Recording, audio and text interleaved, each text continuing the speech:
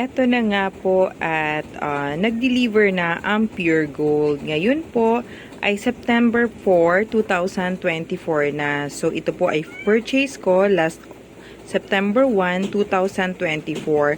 So lahat po na yon nagkaroon po ng 12 boxes, isang case, tapos yung tatlong item na diaper, isang bag, yung ang laman niya is Yakult, tapos isang bundle na Zesto. Actually, dalawang Zesto lang to, dalawang flavor, at saka syempre, tatlong transparent.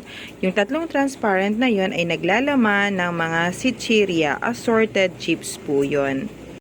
At syempre, ito na nga po ang resibo ni Pure Gold. So, as usual, medyo may kahabaan na naman. So, ayan po. Okay, so ito po ay nagkaroon ng total na 23,513.10. So medyo malaki-laki po yung na-discount ko. Ang total discount ko po ay 917.34.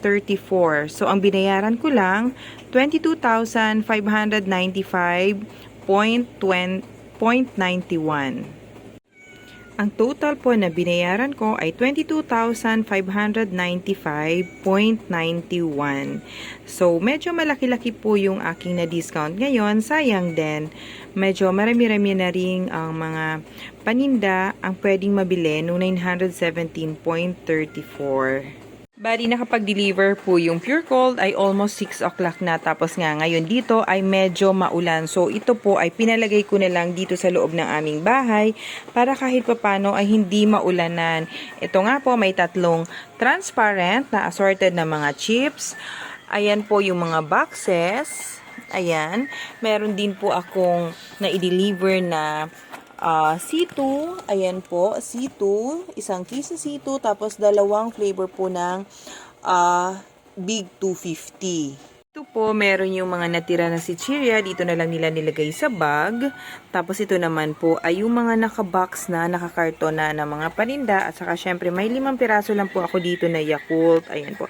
Tapos yung EQ pants, medium, ito po ay large, at saka yung XL. Medyo mas mabenta po kasi sa akin yung large na size. Kaya ito yung malaki ang kinuha ko. Tas ayan po. Ito din po. Ayan.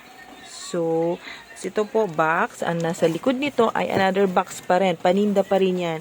Tapos, syempre, ayan po. No, may another dalawa pa pong box dyan. So, dito wala na nga kaming madaanan dahil ipinasok ko na lang dahil baka mamaya mabasa pa po ng ulan yung aking mga paninda. At syempre, ang aking cutie doggy na si Winter.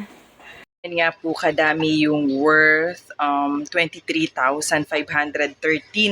na aking mga pinamili last September 1. Pero dahil nga po sa may discount, ito nga po ay nagkaroon na lang na total na 22,595. So, ngayon po, bali, i-display ko na rin to. Ngayon po ay bali September 5 na po. So, kagabi to dineliver. So, ngayon ay i-display ko na rin to dahil wala na nga din pong laman yung aking tindahan. So, kulang-kulang na po. So, kailangan ko na pong i-display. So, yun nga po, medyo may kalakihan yung na-deliver sa akin.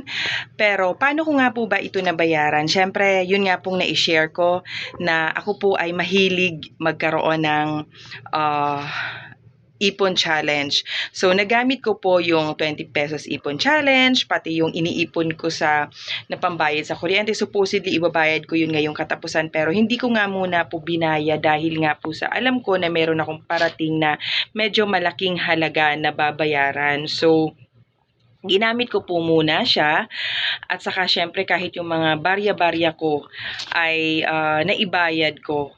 Dahil talagang kulang na kulang yung aking benta kahit nga po 2 days nga po na nag-ipon ako ng pambaya dito dahil alam ko naman na po yung total na babayaran ko dahil nag-message na rin po ako kay ahente. So, wala akong ibang choice kundi galawin ko muna yung mga 20 pesos ipon challenge, yung pambayad ko ng kuryente, at syempre nakautang pa nga ako sa nanay ko. Pero yun nga po, kahit nga po ganun, ang importante sayang yung nakapag-save po ako ng nasa 917. So, malaking bagay na rin po yun sa isang sari-sari store owner, yung magkaroon ng ganung savings. Actually, marami na rin mabibili yung ganung halaga. So, pasalamat pa rin ako kahit papano nakakapag-isip pa rin ako ng mga diskarte para makabayad ako ng malaking halaga.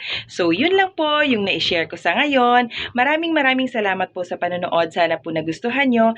Paki-like naman po ito at syempre po, paki-subscribe po sa aking YouTube channel, Ang Solo Nanay Tindera. Maraming salamat po. God bless everyone.